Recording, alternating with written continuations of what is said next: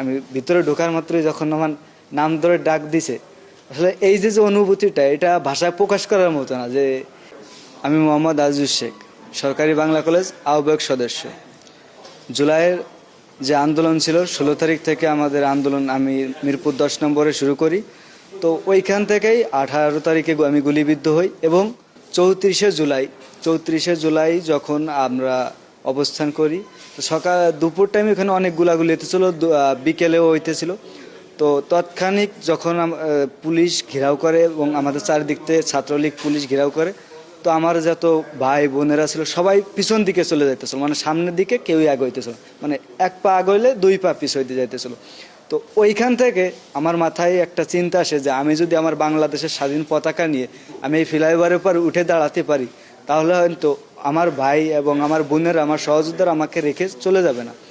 তো ওইখান থেকেই আমি তৎক্ষণিক মিরপুর ফ্লাইওভারের উপরে উঠি এবং আমার বাংলাদেশের স্বাধীনতা পতাকা আমি ওইখানে উত্তোলন করে দিই। তো তার কিছুক্ষণের মাঝে দেখি আমার ভাই ব্রাদাররা আরও আমাকে দেখে অনুপ্রাণিত হয়েছে এবং সাহস পাইতেছে, এই সামনের দিকে এগিয়ে গেছে। এরপরে 18 তারিখে গুলিবিদ্ধ হওয়ার পরে 19শে জুলাই আমি গ্রেপ্তার হই এবং গ্রেপ্তার হওয়ার পরে আমাকে মেট্রো রেল পোড়ানোর যে একটা অপবাদ যেটা দেওয়া হয় আমাদের, যে আমাদের ওইখানে একটা প্যারাগ্রাফ লেখা হয়েছে। তো এখানে আমরা 20 জন ছিলাম, 20 জনের কি আমরা স্বীকারোক্তির দিনে আমাদের 2 দিন যাবত অনেক টর্চার করে। তো এক পর্যায়ে বের হই 23 তারিখ বের হয়ে আমি আবারও আন্দোলনে আসি। এর মধ্যে আপনার আমার পড়াশোনার পাশাপাশি বর্তমান সিএনজি চালাইতেছি। এই সিএনজি চালানোর দেখে আমার গাড়িতে একদিন দেশের পত্র একটা নিউজ করে, এরপরে এনবিপি, এরপরে 71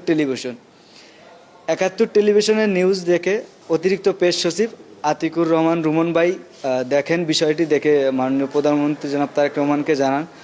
তো উনি বিষয়টা দেখে আমাকে এখানে ডাকেন এবং আমি যখন যাই, আমাদের মাননীয় প্রধানমন্ত্রী জনাব তারেক রহমান, আমি ভিতরে ঢোকার মাত্রই যখন আমার নাম ধরে ডাক দিছে, আসলে এই যে যে অনুভূতিটা, এটা ভাষায় প্রকাশ করার মতো না। যে আমাদের একজন মাননীয় প্রধানমন্ত্রী, আমি ভিতরে ঢোকার মতো আমার নাম ধরে ডাকছে এবং তিনি আমার ভিডিওটি দেখছে। মাননীয় প্রধানমন্ত্রীর কাছে পতাকাটা আমার দেওয়ার একটাই ইচ্ছা ছিল যে আমি ছোট থেকেই আমি বিএনপিকে ভালোবাসি এবং আমি 2018 থেকে ছাত্রদলের সাথে সক্রিয়ভাবে ছিলাম এবং প্রেসিডেন্ট জিয়াউর রহমান এবং মরহুমা বেগম খালেদা জিয়া এবং বর্তমান মাননীয় প্রধানমন্ত্রী জনাব তারেক রহমান, তাদের যে একটা ধারাবাহিক আছে, আপনি দেখে থাকবেন আপনারা, যে জিয়াউর রহমান এবং মরহুমা খালেদা জিয়া, তারা কিন্তু বিগত দিন ধরে স্বৈরাচারের বিরুদ্ধে আন্দোলন সংগ্রাম লড়াই করে গেছে।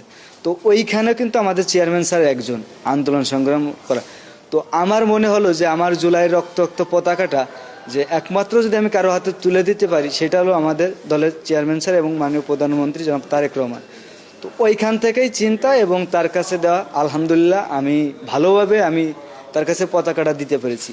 এই অনুভূতিটা আমি ভাষায় প্রকাশ করার মতো না। যে আমি তো বললাম যে তিনি আমাকে নাম ধরে ডাক দিছে, এই যে যে একটা অনুভূতি, বা এটা আসলে ভাষায় প্রকাশ করার মতো না। এবং আমার রাত্রে আমি 2টার সময় ঘুমাইছি এবং 3টার সময় আমার ঘুম ভেঙে গেছে, আর ঘুম আসতেছে না, এবং কখন যাব।